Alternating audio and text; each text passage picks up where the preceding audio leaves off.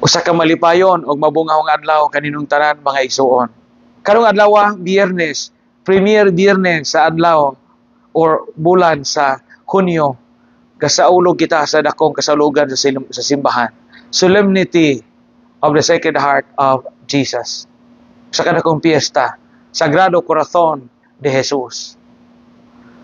Sa Biblia mga igsuon, ang kasing-kasing dili lang seat of feeling and emotion. But sa mga Hudiyo, ang kasing-kasing nagpasabot og the seat and the center of the human person. So mo'y sentro sa kinatibuk-ang pagkatao, mao na ang kasing-kasing. Mo bitaw nga kining maong lingwahe madungog nato sa mga expressions nato, especially in English. Makita nato sa may atong gamiton nga term pananglitan og nakay mga kasakit or mga hinanakit, heartache. O nakay gihigugma pag-ayo nga suod kay sa imong kinabuhi, sa may tawag ana, sweetheart.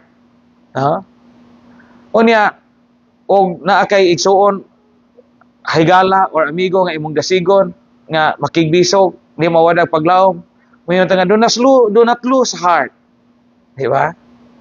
Unya usahay makig-istorya ka sa kinasing-kasing tininuod, mayon ka sa imuhang kauban, mag heart to heart raguta. Kay gusto ko magkauli atong mga maayong kabubuton. Unya nay tiguwang na nga langason gihapon, mo kiringking gihapon. Unya binatanon gyapon lihok sa may tawagan na young at heart. Young at heart. Ay kanang tawo magiloy-on unya kanang nay manggitabangon, kind-hearted. Sumailhan nimo ang lingwahe sa gitawag og heart language or the imagery of the heart. Karon, gipasinunggan nato ang mahal nga kasing-kasing ni Jesus. Ang kasing-kasing sa gugma, kasing-kasing sa kalumo, kaaghop ug kaluoy.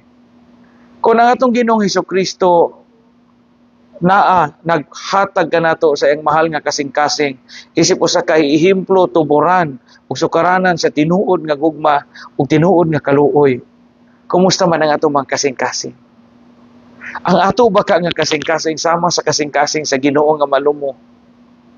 Kami mga pari, kumusta man ang among kasing-kasing? Manggiluyon ba mi sa mga parokyano, labi na sa mga kabos o sa mga way kahigayunan nga makaduol sa simbahan o way mga tingog sa among parokya. Kamo nga mga dagkog ranggo sa inyong mga buhatan ug opisina, do na ba kamoy kasing-kasing sa mga tawo nga giisip sa uban nga bulingon, giisip nga mga hugaw, giisip nga mga himi o giisip nga mga way influence sa community? Ano na ba kita'y kasing-kasing sa mga tawo nga giisip nga way silbi, giisip nga basura sa uban o giisip nga way bili sa katilingban? Ang atong Ginoong Hesukristo o ang iyang mahal nga kasing-kasing nagdahili, nagbuhagay ang gugma o kaluoy. Agad paunta kita nga mga tao na iyang mga anak, iyang mga katauhan, magpabilin nga mga tao nga maluluyon o kasing-kasing. Malumo o kasing-kasing. O labaw sa tanan, kasing-kasing nga puno sa gugma o kaluoy. Daigo na to ang Dios, angay na to siyang pasalamatan.